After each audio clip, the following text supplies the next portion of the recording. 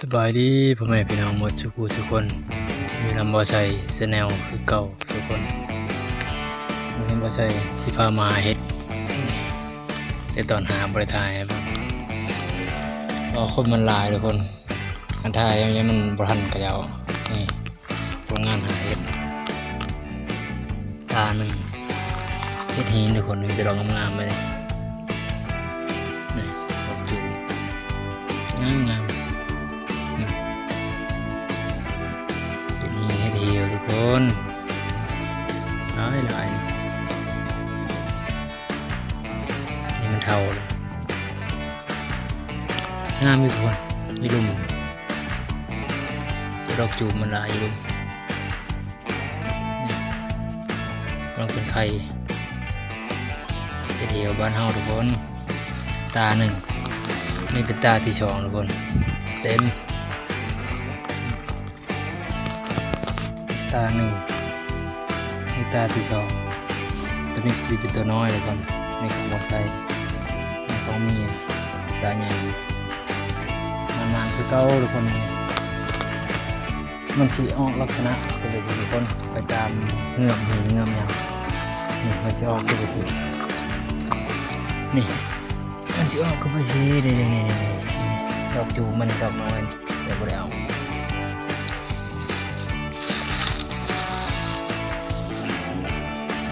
ดูตามบริเวณคือเงากบไปสิทุกคน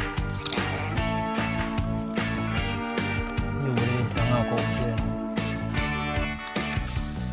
บนดินชุ่มทุกคนกับแถวงบมีนี่เอาที่นี่เป็นดอกนึงสีมันเลยนี่มันสีหางมันเลยมันยาวทุกคนมันสีหางไปเลยไปเบิ่งกันเลยทุกคนไปหาอีกมาในเรื่องนี้ที่มันมักอยู่มันเป็นตามเหวก็ไปสิทุกคนไอเบลคอยตามเนินหินก็ไปสิมันมักอยู่ก็ไปสิทุกคนเป็นเหวบ้านเฮามันชื่ออ่องห้างคนหาหลายเป็นเหวก็ไปสิทุกคน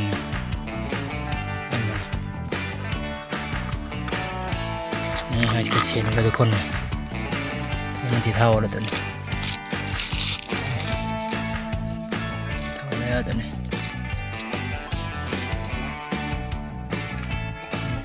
เท่าเลยจะออกบนหนาทุกคนแต่ว่ามันจะออกเป็นจุ่มเป็นมือก็ให้เราไปหากันต่ออีก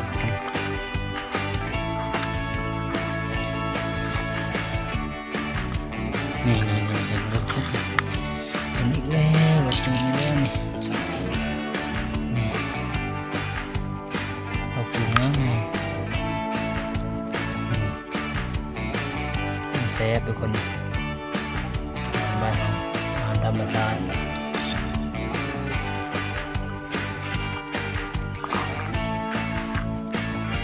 มันจะเป็นเหวผู้ไปที่ดอกชนะเห็นมันมังออกทุกคน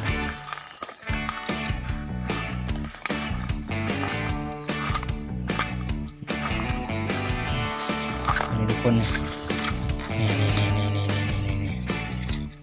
ห็นบนมันมานี่ทุกคนนี่เก้าทุกคนมาเลยมันนี่มันจะออกก็ไปสินี่ตีนมันบ่มีตีนก็ไปสิทุกคน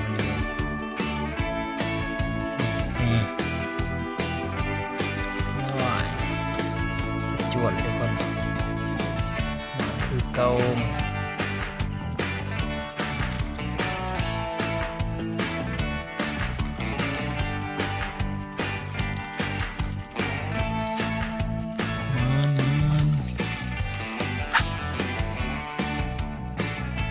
มันบักคักเลยทุกคน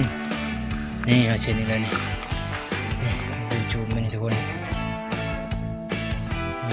ดอกเห็ดนี่งามอยากจะจิ้มมันเลยทุกคนเลยชอบเป็นมูมัน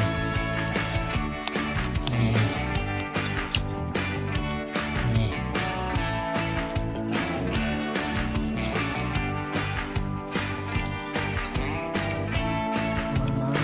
กคนเห็นแล้วนี่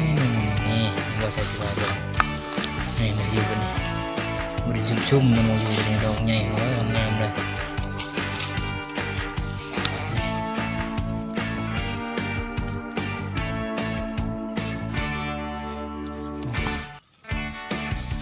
เก่าทุกคนเอาไปหากันต่อทุกคนมักอะไรติดใจแชร์ให้บ่ใช่เลยทุกคนเด้อฝากกดไลค์กดแชร์กดติดตามให้บ่ใช่เลยทุกคนเด้อ